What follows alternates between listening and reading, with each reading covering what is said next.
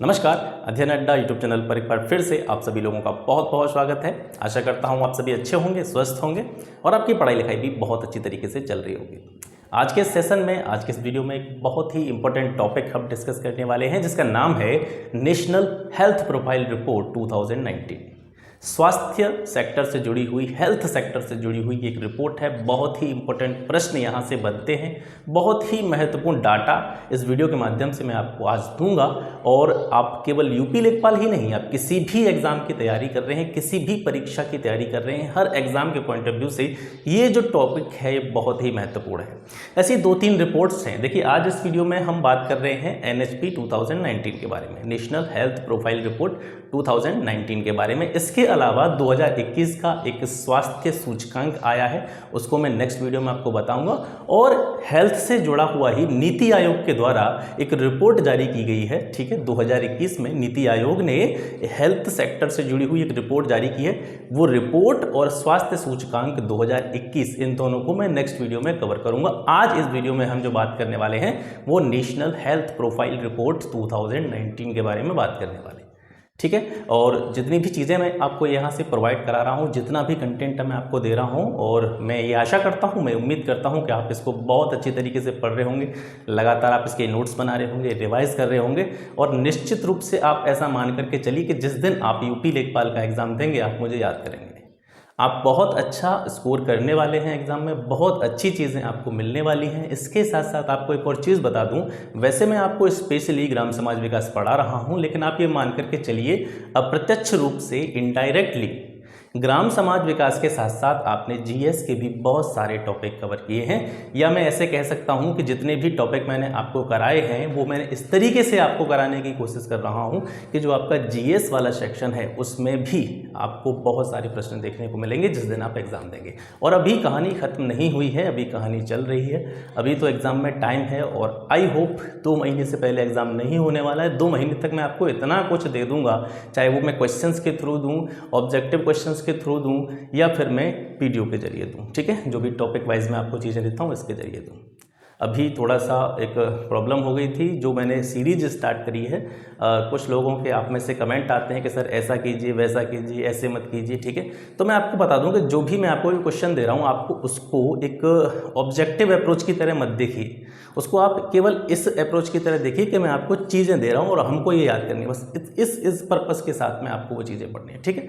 तो आज का वीडियो स्टार्ट करते हैं, वो चीज़ें बाद में होती रहेंगी, लेकिन आपसे फिर भी मैं यही कह रहा हूँ कि जो सीरीज़ मैंने स्टार्ट करी है, आप उसको कोई जैसे और चैनल्स पर चलती है, कोई प्रैक्टिस सेशन चल रहा है या मॉक टेस्ट चल रहा है, उसके नज़रिए से उसको ना देखें, उसको आप सिर्फ एक ही नज़रिए से देखें कि ये चीज़ें हमको मिल रही हैं और बहुत अच्छी चीज़ें मिल रही हैं और ये हमको याद करनी है, बस इस नज़रिए से देखना है, ठीक है। तो चलिए स्टार्ट करते हैं और बात करते हैं हम नेशनल हेल्थ प्रोफाइल रिपोर्ट 2019 के बारे में। नेशनल हेल्थ प्रोफाइल रिपोर्ट जो है, इसको जारी कौन करता है? CBHI इसको जारी करती है और CBHI के द्वारा यह 14वीं नेशनल हेल्थ प्रोफाइल रिपोर्ट जारी की गई है 2019 में, ठीक है। CBHI की फुल फॉर्म होती है central bureau of health intelligence, ठीक है। CBHI means central bureau of health intelligence. इसकी जो स्थापना हुई थी CBHI की 1961 में इसको एस्टेब्लिश किया गया था, ठीक है।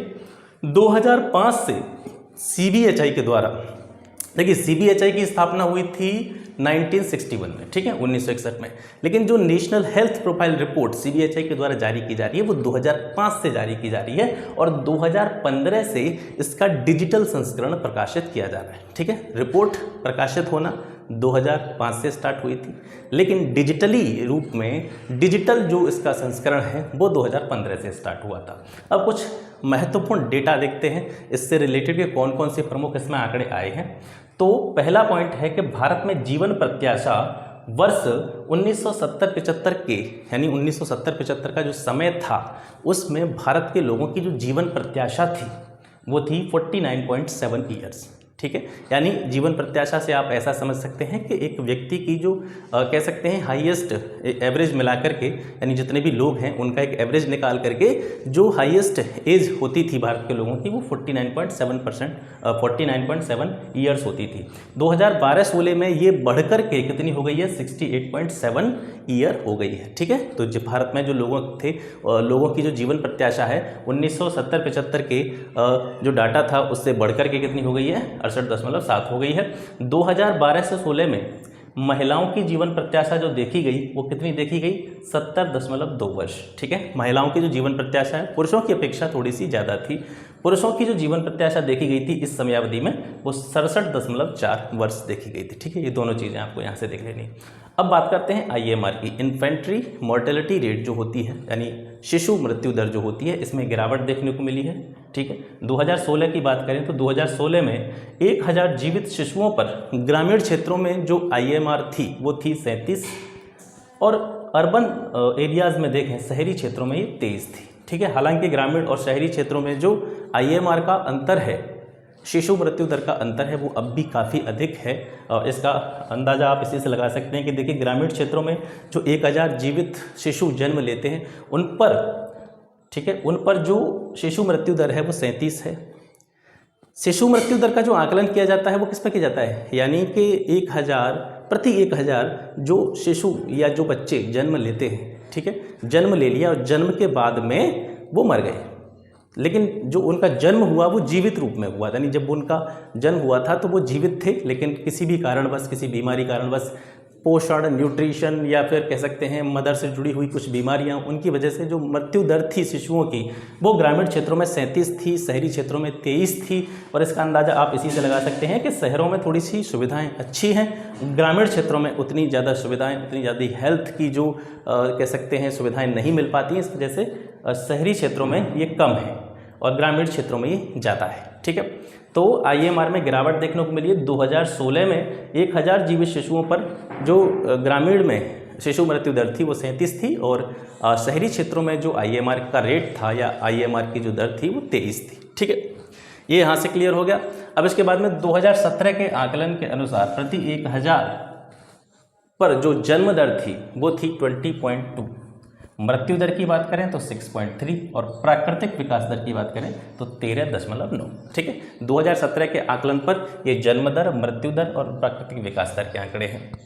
अब जितने लोगों पर हम कह सकते हैं जो भारत में लोग थे उसमें जो 27% पॉपुलेशन है उसकी आबादी 14 वर्ष से कम है, यानी भारत में 14 वर्ष से कम लोगों का जो डाटा है। ठीक है, और ये जो आंकड़े हैं पूरे आप कह सकते हैं सेंसस के आधार पर ना देखें, इसको जनगणना वाले आंकड़ों के आधार पर न देखें, इसको आप नेशनल हेल्थ प्रोफाइल रिपोर्ट है उसके आंकड़ों के आधार पर देखें कि भारत में 14 वर्ष से कम आयु के जो लोग हैं उनकी संख्या 27% है। 15 से 59 वर्ष के जो एज कह सकते हैं एज लिमिटेशन में जो लोग आते हैं उनकी संख्या 64.7% है और 8.5% जनसंख्या जो है वो 60 की उम्र से ज़्यादा उनकी एज है, मतलब 60 साल से ज़्यादा की उनकी एज है। तो यहाँ से आप देखेंगे जो भारत में, जैसे हम कह सकते हैं भारत युवाओं का देश है, भारत में यूथ जो पॉपुलेशन है वो सबसे ज़्यादा है। तो इसका यहाँ से भी डाटा आपको देखने को मिल रहा है कि 15 साल से 59 साल तक के, तो 15 से आप देखेंगे तो इसमें पूरे युवा, पूरी यूथ जनरेशन वो है वो इस वाले सेक्शन में आपकी आ गई, 15 से 59 आयु वर्ग। तो 15 से 59 आयु वर्ग जो 15 से 59 आयु वर्ग की जो जनसंख्या है भारत में सबसे ज़्यादा है, कितनी है? 64.7%। ये जो है ये रिपोर्ट कहती है। और जैसा कि देखेंगे आप 8.5% जो जनसंख्या है ये 60 से ज़्यादा उम्र वाले लोगों की है। तो भारत में जो कह सकते हैं कि एक आयु का जो सिस्टम है, यानी एक लंबी आयु का जो सिस्टम है बहुत ज़्यादा कम है।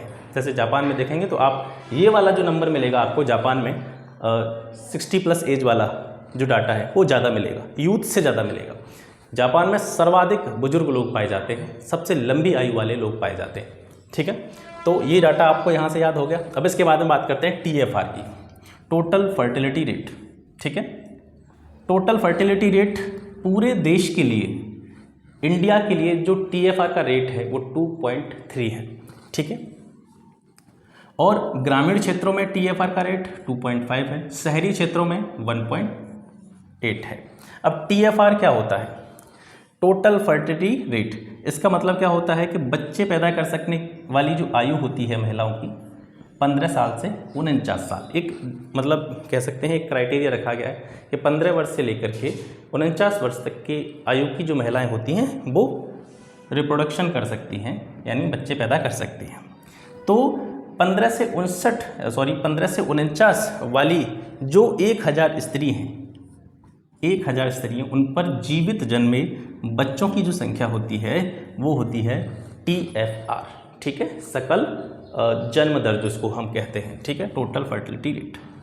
तो TFR पूरे देश के लिए 2.3 थी, रूरल या ग्रामीण क्षेत्रों के लिए 2.5 थी, शहरी क्षेत्रों के लिए 1.8 थी। NHP के अनुसार, NHP मतलब नेशनल हेल्थ प्रोफाइल के अनुसार 51 करोड़ लोगों में से जो गैर संचारी रोग क्लिनिक में शामिल हुए थे, मतलब ऐसे रोग जिनका संचार के द्वारा एक दूसरे की तरफ फैलना नहीं होता है, मतलब संचारी रोग जो होते हैं जो एक दूसरे के संपर्क में बैठने से ट्रांसमिशन जिनका होता है, एक दूसरे के पास बैठने से जो एक दूसरे में फैल जाते हैं वो संचारी, और जो इस तरीके से नहीं फैलते हैं वो गैर संचारी। तो 51 करोड़ लोगों का एक सर्वे था, उस 51 करोड़ लोगों में से जो लोग गैर संचारी रोग क्लिनिक में शामिल हुए थे उनमें से 4.7% लोग ऐसे थे जो मधुमेह से पीड़ित थे, 0.3% लोग ऐसे थे जो हृदय रोग यानी हार्ट डिसीज से पीड़ित थे, 6.19% लोग ऐसे थे जो हाइपरटेंशन या उच्च तनाव से पीड़ित थे, और 0.26% लोग ऐसे थे जिनको सामान्य कैंसर जैसी बीमारियां थी, ठीक है। ये एक डाटा हो गया। अब इसके बाद में भारत के ग्रामीण क्षेत्रों में कुल सरकारी अस्पताल 21,403 है। ये डाटा NHP 2019 का है, ठीक है। भारत के ग्रामीण क्षेत्रों में कुल सरकारी अस्पतालों की संख्या इस रिपोर्ट के अनुसार 21,403 है, जिसमें जो बेड हैं 2,65,275 हैं। शहरी क्षेत्रों की बात करें तो अस्पतालों की संख्या 4,375 और बेड की संख्या 4,48,711।